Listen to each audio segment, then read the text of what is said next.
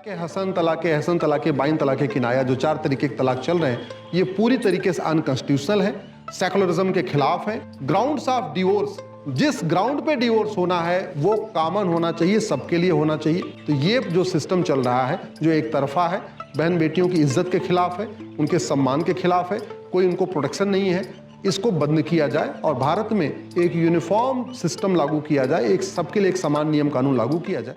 तलाक़े हसन, तलाक़े एहसन, तलाक़े बाइन, तलाक़े किनाया, ये जो 4 तरीके के एक तरफा तलाक हैं, यूनिलेटरल तलाक हैं, जो मनमाने तरीके से दिए जा रहे हैं, उस पर आज माननीय सुप्रीम कोर्ट में सुनवाई हुई है।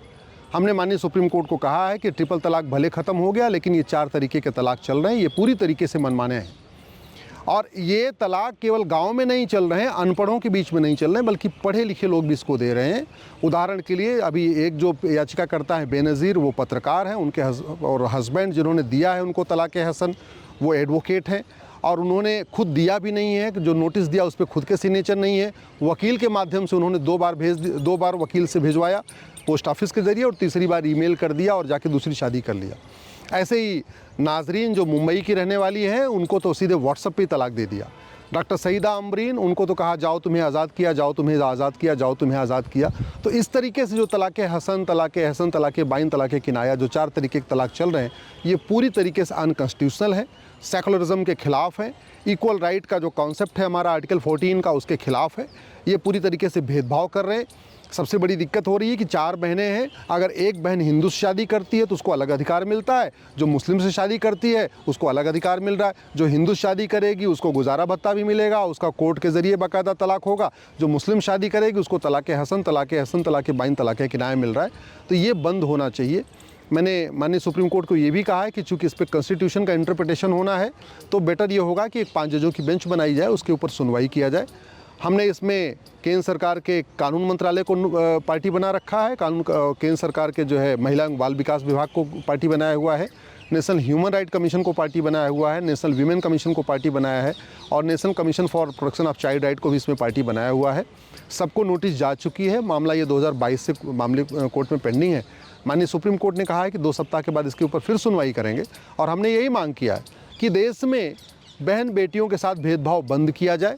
ग्राउंड्स ऑफ डिवोर्स, जिस ग्राउंड पे डिवोर्स होना है वो कॉमन होना चाहिए, सबके लिए होना चाहिए। प्रोसीजर ऑफ डिवोर्स, अगर कोर्ट के ज़रिए डिवोर्स होना है तो सबका कोर्ट के ज़रिए हो, आपस में बातचीत करके डिवोर्स होना है तो सबका आपस में बातचीत करके हो।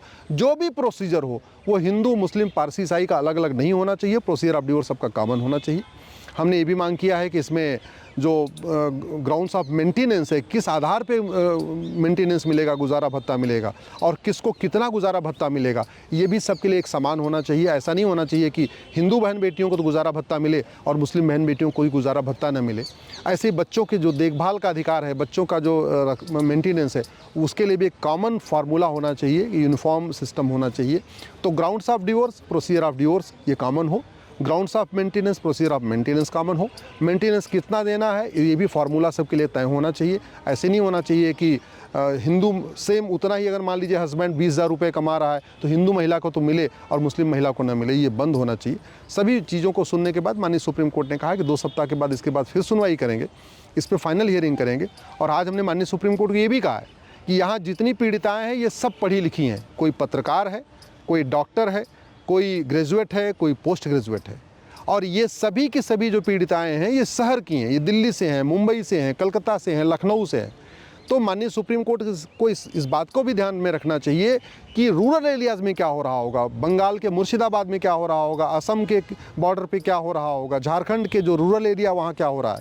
अगर शहरों में इस तरीके से तलाक दिया जा रहा है कि जाओ तुम्हें आज़ाद किया, जाओ तुम्हें आज़ाद किया, जाओ तुम्हें आज़ाद किया और तलाक हो जा रहा है, तो ये जो सिस्टम चल रहा है जो एक तरफा है, बहन बेटियों की इज्जत के खिलाफ है, उनके सम्मान के खिलाफ है, कोई उनको प्रोटेक्शन नहीं है, इसको बंद किया जाए और भारत में एक यूनिफॉर्म सिस्टम लागू किया जाए, एक सबके लिए एक समान नियम कानून लागू किया जाए।